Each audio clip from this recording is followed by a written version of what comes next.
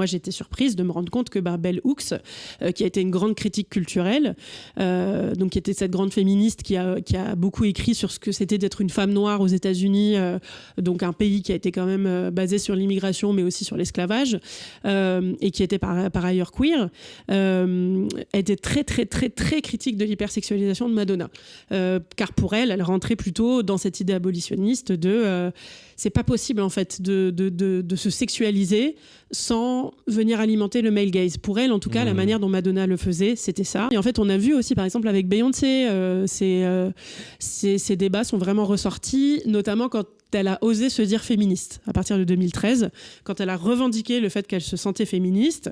Parce qu'elle était considérée comme trop jouer la sexuelle. Ouais. Trop sexuelle pour être féministe. Parce que ça rentrait dans cette idée de, justement, si t'es une vraie féministe, la sexualité, ça doit être un truc privé dans ton coin. Sauf que dans le cas de Beyoncé, si justement on essaye d'avoir une vision un peu intersectionnelle, l'hypersexualisation de Beyoncé n'a pas la même portée que celle de Madonna, parce qu'en tant que femme noire, elle vient, contrecarrer les interdits encore plus forts que les femmes noires subissaient envers la sexualité, notamment